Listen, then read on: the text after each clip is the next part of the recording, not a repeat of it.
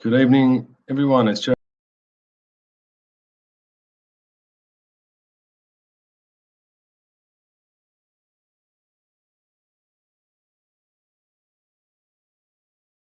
Paying his respects in London following another terrorist attack tonight. It's awful news, but we will look to just keep it short. Updated the Slack site for all our members. You've got all the latest charts. I've just gone through it today, updated everything. So you've got monthly technicals and all the latest levels to start paying attention to. For anyone that's looking to get involved, please do. You can come to our website here at tradingsafety.com.au, and all our subscriptions here and what we offer are on this page. Some really great offers there. And so this week we're just going to look at the major markets, see what's happening around the world. So at the moment here, I've got, I'll just start with the pound US dollar. We'll work through the currencies, bonds, equities, and precious metals, and we'll see how we go. So looking at pound US dollar, this is a weekly chart. So what's sort of critical notice about the pound at the moment is that it has had some weekly and monthly resistance forming at the top of the trend here. So the critical levels that you need to observe. So for anyone that's new that hasn't seen this before, I'll just run through the colours. So weekly, whenever you see anything yellow, that's weekly. Green's daily, pink is monthly, brown's quarterly, blue is semi-annual, and orange is annual. So when we saw this closing quarterly support drop back at the start of April in Q2, that was a big buy signal. That was the first time we'd seen quarterly support drop in many months. And at the same time now, we do have a potential resistance point forming here at 1.3038. You wouldn't want to, if pound breaks above that on a closing basis, then it's in all likelihood going to test this 135 level here. When we look to these trend counters at the bottom, so this top study counts up trends across time, and this one counts down trends across time. So right at that point there, that brown colour, that was the down count for the quarterly trend, and you can see it went from 6 to 0, and that's caused this little pop up here. So I guess the biggest thing to take away from this is it's still in a yearly downtrend. You can see pretty clearly here this orange down count is at 3. That means that at some stage the pound's going to be a good sell. What we do want to watch out for is this 135, because if that happens, then it opens up a big gap here, all the way up to 148. But right now there are some signs of weakness, so we are paying attention. Now, if we drop into the same market but in the short term, here's the pound US dollar at the 720 level, and right there is that resistance forming overhead, which is the same thing as here. So really the key things for the pound are it is potentially overbought at the monthly level. For those of you that are long, probably what you don't want to see is a close back under this sort of 12717 area at the end of next week, and certainly weekly support kicks in here down at 1.2373. We are coming into the end of June, which is quarterly. So here's our quarterly bullish level, which lies at 1.2791. So pound is sort of turning down. We would expect the pound to be under that level at the end of June. So look, in the short term, it does look like pound has been putting in a little bit of a top around this quarterly resistance level there at 1.2945. To break high, it needs to be above 1.30. What was that number there? 1.3038, and watch out for this monthly bearish level at 1.255 on the downside. You get a weekly close under that, and that definitely will open up lower. Just have a quick look at the Euro US dollar. Euro US dollar has been strong. We pointed that out last week. It took out the monthly bullish on a closing basis at the end of last month, and has has been strong ever since. It is getting to an interesting point in time now, however, because we are on approach to a bank of resistance. It sort of starts around the 1.13 area and goes all the way up to 1.16. But if we just take a look at this weekly chart, the Euro US dollar, you can see there's a pretty clear closing support there at 1.1382. I expect that the Euro will probably test that at some stage pretty soon. If I look down at the bottom, the downtrends, that orange step there at 3 tells me 3 years down. This is nothing but a reaction in a broader downtrend at the moment. We'd really need to see the Euro sort of close above this, one of these levels here, this 1.16 zone. I think around there, a yearly close above that might set the Euro higher, but until then, it's a good opportunity to sell when we get to the top here. So in the short term, the Euro still looks strong. And there's a bank of resistance that starts here, 1.1302, 1.138. And then we've got our monthly bullish there, 1.1426. We'd really, if we started to see a failure and we couldn't close above that at the end of June, then, it's probably time to pay attention. You can see there that that's the upper bullish for May, and we closed well above it. So that's kept the market with a positive momentum. So the Euro is still strong. There's no resistance has formed yet. And so by that, I mean, when we look at this weekly yellow line here, it hasn't moved above price. It's still sitting underneath. So that tells me that it's still strong. It's not time to sell. So just bear that in mind. Dollar index is really the reverse of the Euro. Bigger picture, still in an uptrend. It's just shaking out the longs, and at some stage it will turn down in all likelihood along with the Euro. We're not changing our view there. This will be an excellent opportunity to buy the dollar index when it does settle down. At the end of last month, it closed under a pretty critical level, which was a quarterly closing level at 96.86, and that'll come up in just a second. So there it is there. We closed under that, and that sort of set off some more downside. Where can we go in the short term? Well, for the dollar index, let's just have a look at the higher time frame chart. We've really got a critical level down here at 94.66, and that's probably a pretty good chance of getting filled at the moment. So once again, I'll look at the annual uptrend count. That's at 4. So the long-term trend's still up, folks. This is just a corrective move. And I'll be looking to see what happens at support, get some buy signals. We'll be really waiting for one of these yellow weekly peak lines here to drop down on the price to give us our first clue. But until that happens, you just don't stand in front of the train. It's a bit like the Euro. Don't try and sell it until you've got some information. For instance, when we look at this rally up here, you'll notice that at some point, this yellow line moves to the top, and that sort of marks a high. Well, this yellow line hasn't dropped to the bottom yet to indicate that there's any support forming. So until then, just let it be. We do like the dollar index longer term, as it's in a solid uptrend. So right now, the targets for this week are 95.61, which is the monthly bearish, and 95.39, which is a quarterly support level. And then, of course, here's that major level that we discussed, 94.66. Aussie dollar, US dollar, been under some pressure lately, is still in that same position.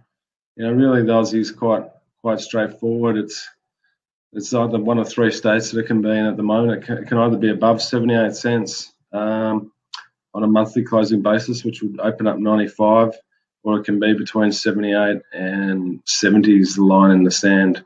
Under 70, the Aussie can get messy pretty fast down to, I think it's 59 cents. But while we're between 70 to 78, the market can oscillate, and that's what we've been doing.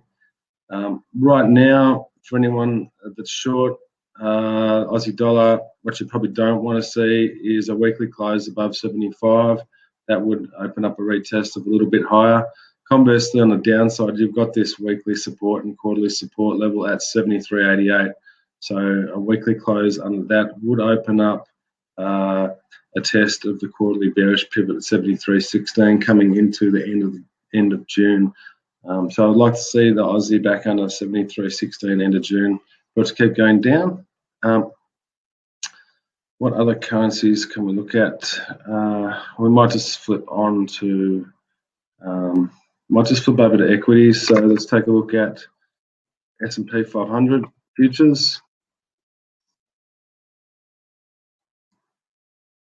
Very strong last week, closed new highs, closed above the weekly bullish levels.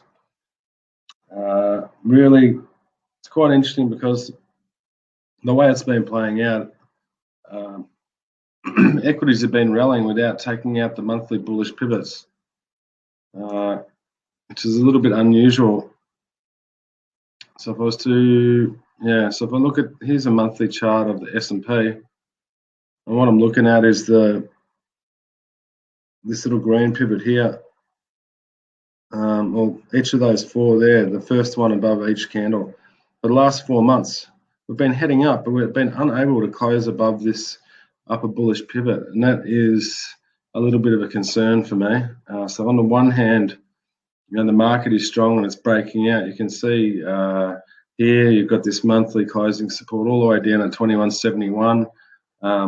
Market's very strong. At the weekly level, you've got weekly support at 23.99. You just don't want to see it back under 23.82 at the moment. That would be a sign of weakness, which would possibly lend itself to a retest of the 21.71 area. When I look to this week, really to be bullish, we need to be above here at the end of June, 2463.39, because it's the last 4 months, as I pointed out, we haven't been able to close above that bullish, and at some stage that will bear fruit and lead to a failure.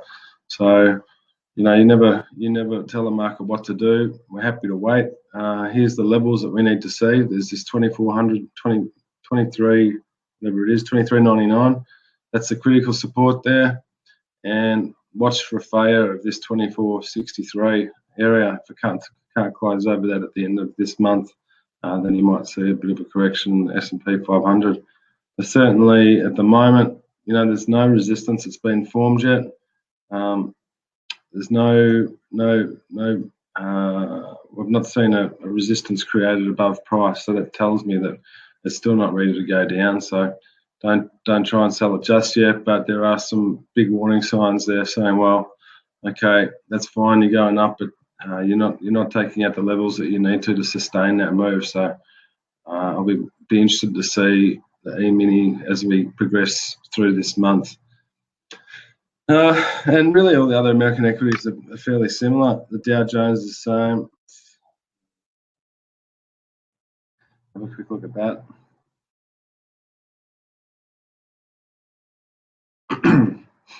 Dow hasn't been as strong as the S&P 500 for the last little bit, but nevertheless did break out and close in a very bullish manner last week. So let's take a quick look at that. Okay, we'll just have a quick look at the weekly chart. All right, so if I look at this bottom here, the quarterly counts at 6. That's pretty elevated. Typically, you see 6 or 7 for the market. This would be defined as overbought. So it is getting up there on a quarterly time frame.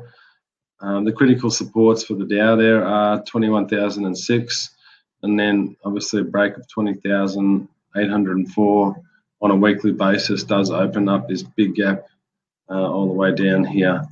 Along the way, there are some pretty decent supports, particularly at 20,000. There's a major area which sort of corresponds with this zone down here. 19,762 to 20,000 is very well supported on the Dow. So right now, we do have some resistance coming up here at 21,299. The Dow is the same as S&P. You can see here, hasn't been able to close above that one,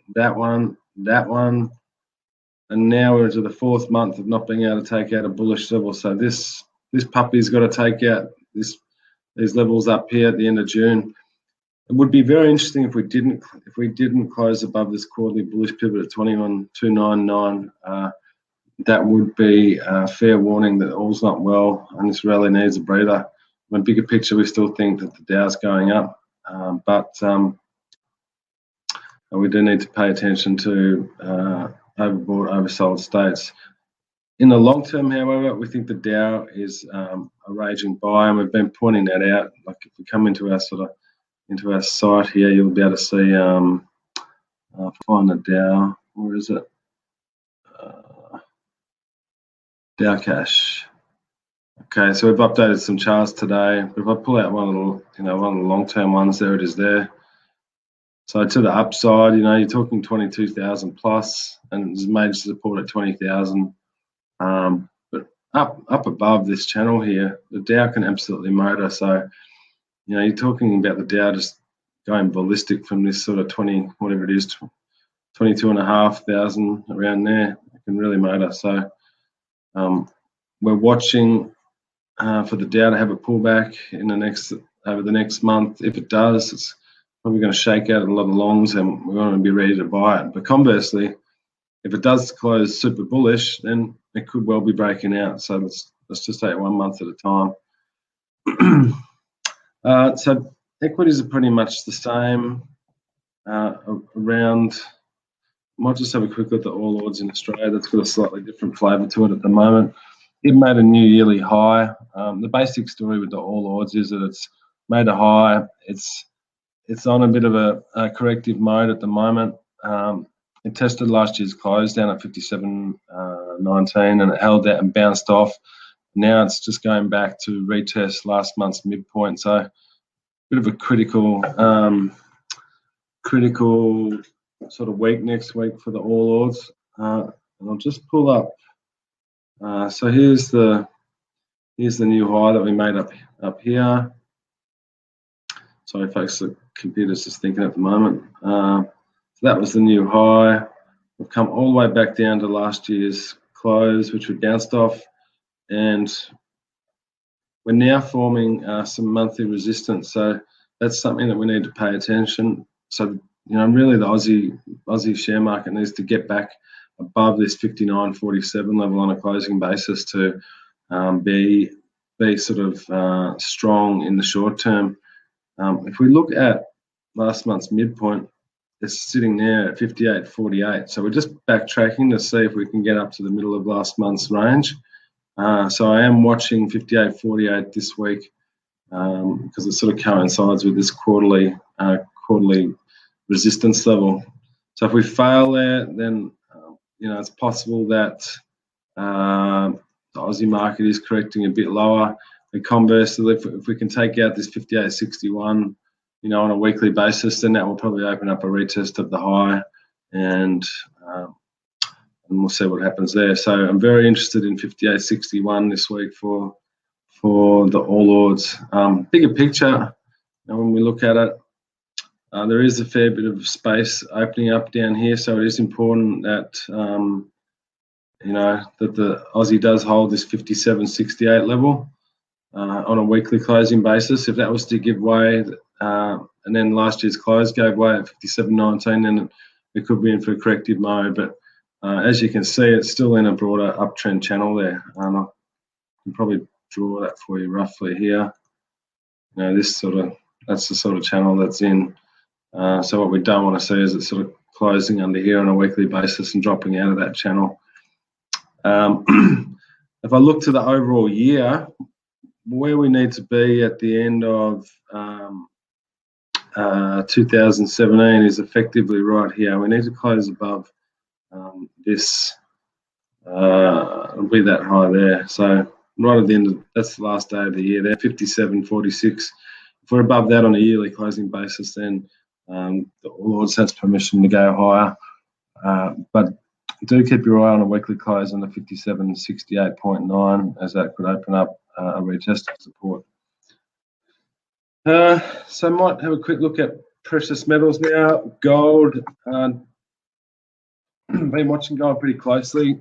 I was up. I had a lower close last month coming into at the end of May, and it was right up against the downtrend line. So it was looking pretty juicy for a move down. Of course, it's popped over that line and probably stopped a few people out. I mean, we said to people that you never wait, you always let the market tell you. So we were waiting for a move above, I think we said 12.75 or a move below 12.52 from memory, in anticipation of some sort of move, like either above the downtrend line or below the downtrend line.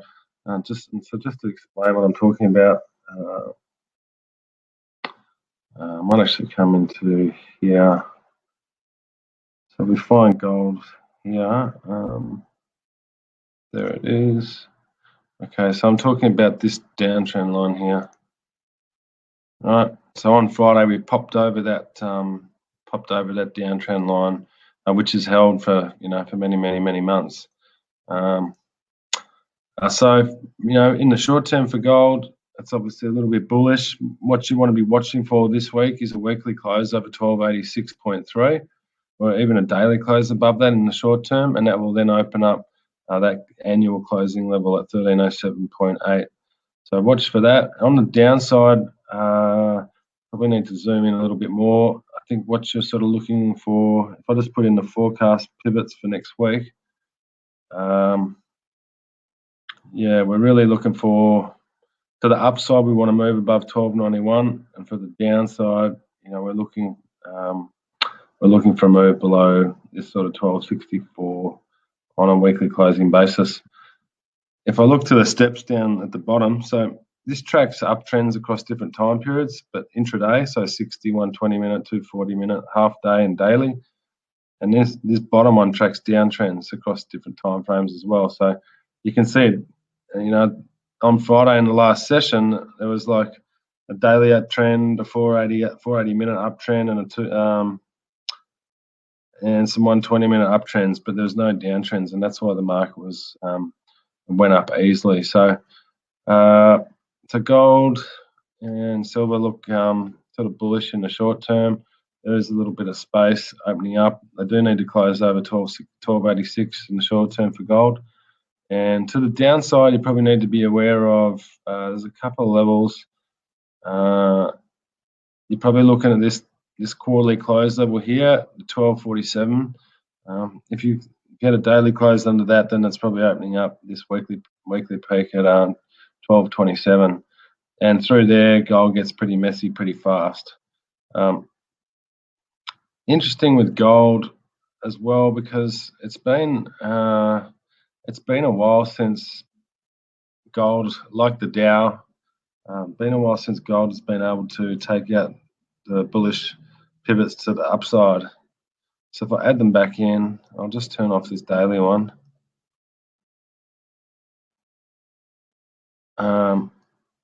Yeah, it's been a few months since we've been able to take out, these upper bullish pivots on the end of the month. See, there's another month, the pink one there. We couldn't close above it at the end of the month. Couldn't close above this one. So we're into our 4th month now for gold. So it really does have work to do at the moment. I know it's gone above that trend line and all, but until it takes out this upper monthly bullish pivot at the end of the month, to me, it's just, it remains risk to the downside. For those of you that have been following us for a while, we've said that we think gold is rotating longer term. When we look at our pivots, we go back to last quarter, and we look at our quarterly pivots, which are the 2 brown ones. That's the upper one there, and the lower one was all the way down here. So we closed above that upper quarterly pivot, which is a bullish signal. So at the quarterly time frame, the gold market is turning around.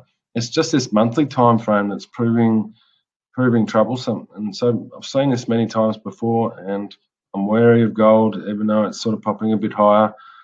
Just be careful. Let's see what happens.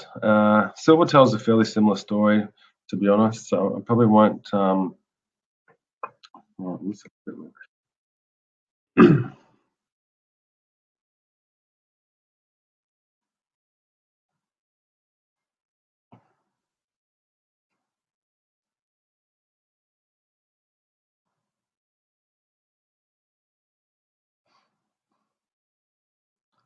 Beg your pardon, folks. Computer's a bit slow tonight.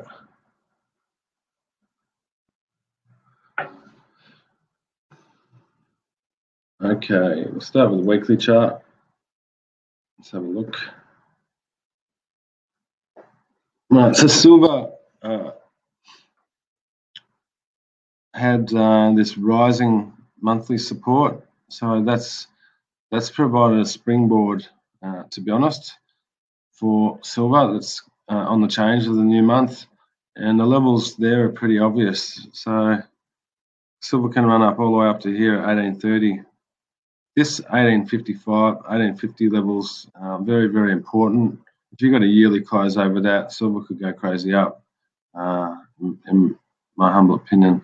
So, yeah, look, there's a bit of space to the upside there in silver. What you'd want to see in the short term, it's a bit like gold. It does need to take out this monthly bullish level there at 1809 at the end of the month, but there's a lot of resistance coming up here, and if silver does fail short of this monthly bullish pivot, then no reason it can't retest lower before going higher. So if I look at the forecast pivots, at the very least you want to see silver above closing the end of next week above 1776, and then looking to have a crack at this monthly pivot come the end of June. Conversely, if I add back pivots, okay, conversely, the bearish story would have to be a close under this quarterly pivot here. That's the quarterly bearish pivot. So if we were back under 1614, for whatever reason, at the end of June, that's telling you something. So because here's the bullish up here at 20, and you've got the bearish all the way down here at 1614. So they're the lines in the sand for silver on a quarterly basis.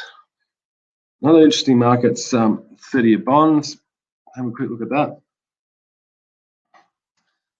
30-year bonds are interesting because they put in a major high that's clearly in place. But when you get savage sell-offs like we had in the bond market, it can also create savage retracements. And that's pretty much what's going on at the moment, and expect it to go a fair bit higher as well. So when we look at the major chart, okay, you can see that there's an enormous amount of space. Here's the big sell-off that we saw from the major high, and really, I suppose this is going to be a major this level here, 161. I'll just drop that across there. 161 is going to be a level. If you got anywhere near that, you're probably going to be paying attention for any sell signals that might appear. So yeah, in the short term, the thing with the 30-year bonds is that the middle of last year's range. If I look at that high and this low, the middle is sort of around here, around this sort of 160 area. So just be careful for an almighty squeeze in 30-year Treasury bonds that's then going to provide, a major opportunity for selling. So, I could get up to here, and then I'd be looking for a turn down again. So this is just a corrective rally back to test the middle of last year's range, I would say. So look, keep your eyes on that. In the short term, it's been closing bullish. Took out last year's weekly bullish pivot last week at 154.83. If I look to the week ahead, the new pivots are all the way up here. So the next bullish pivot for next week is 157.08, and that'll coincide with a fair bit of resistance up around this 157 zone. So yeah, everything's rallying at the moment. You've got bonds rallying, metals rallying, equities rallying. At some stage, the party's going to end. One of these markets, because it's pretty unusual for them all to go together. So I am suspect on equities. I think big picture, I like them. I think they're going much, much, much higher. definitely in the short run, just watching for any signs of weakness. But I must re-emphasise that so far there has been no signs of weakness in equities. But in time is saying time is saying otherwise, because we have not been able to take out key bullish levels for quite a few months now, and those levels oscillate with time. So just something to watch. In terms of other markets, some bonds, precious metals. I think the other one that we're pretty keen on in terms of following is corn. I think corn is at a very interesting turning point, and it's certainly been in an incredibly tight range for a long time now.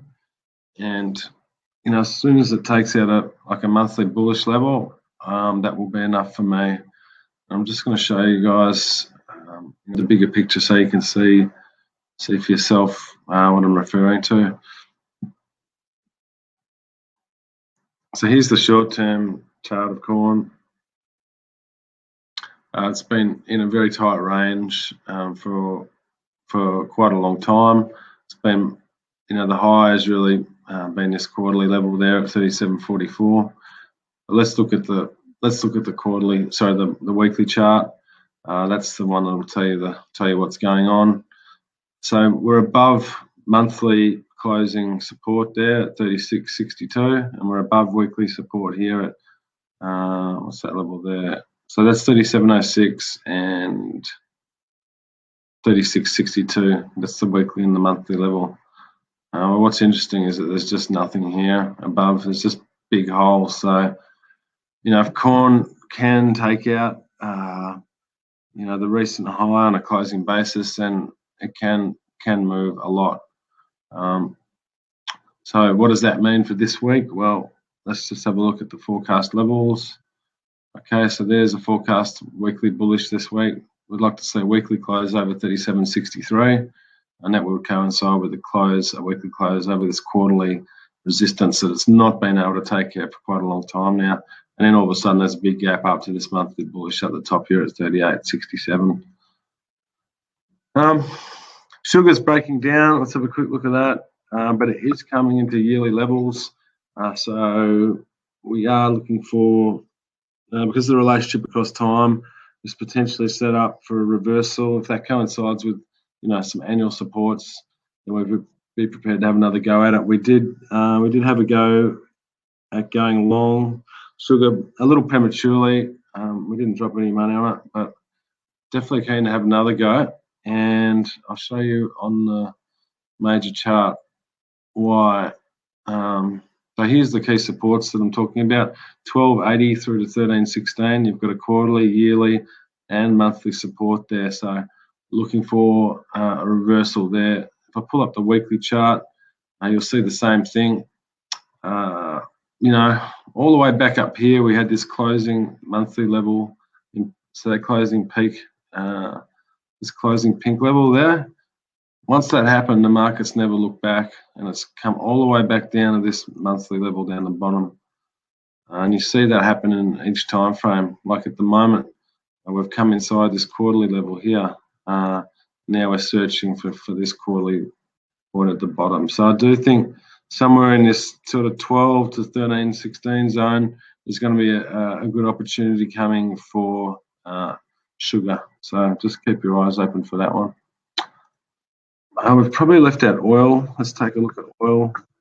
Oil's been, because of the volatility in the previous years, it's created large swings that we're still witnessing to this day, but without changing the trend. So I've been saying this a fair bit, but oil's been having $5 to $10 swings, but without changing the trend, even at the monthly time frame.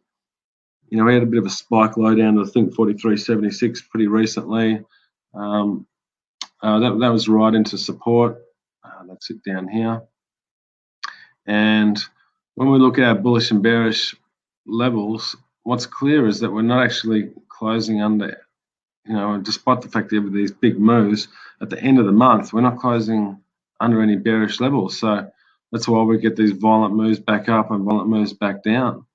because the bigger trend in oil is still up.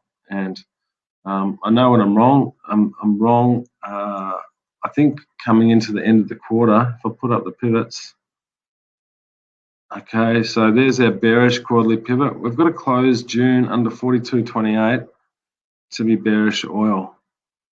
Okay, so if we look at our weekly levels, they're the pink dashes. So here's the bearish monthly level, and the bullish monthly levels all the way up here. You know, the market was just testing these levels. It came up to test the bullish monthly level. We couldn't close over it, so it came all the way back down. You know, it couldn't close under this bearish level. So oil, despite all the movement that you're seeing, it's not actually putting any bearish moves in. And in fact, you know, I mean, if we can hold this lower peak here at 46.47, that's the immediate support for oil. That's a fairly critical point. You know, if this can hold, then there's nothing saying oil can't head higher. What would be a big problem for oil is if it took out this low and then closed under 42.28. Then you're talking about like a big move back down to, you know, if you start knocking out this sort of 41, 42 zone, you know, you're really opening up all the way back down here, 37 and 32. So I like oil from the long side while it stays above 46, 47. But the game is off for me if we close the June under 42.28, because then it can just potentially drop $10 from there. But until that happens, then I've got to stay with the trend, and you know the trend at the moment has been up at least on a yearly basis. So I hope all that helps, folks. For anyone that's watching, you know, you can come onto our Slack site with a free trial. We are offering the free trial. I'll put the link up in the YouTube box at the end of this if you want to get on the free trial. But you know, we put up analysis using our sort of groundbreaking multiple time frame software that everyone can see. Everyone gets the levels. Everyone knows when it's bullish and bearish because we're updating these markets every day. We've got closing update videos that come out every day, and we really do have a wealth of information here. And you know, you can contact us at any stage if you want to understand what it is that we're doing. We do cater for all types of traders, so feel free to engage with us and get onto our weekly trial. I'll leave that link in the YouTube box in the description. So hope you all have a great trading week, and look forward to the trading week myself, and I will update you with lots of information. So chat to you soon, everyone.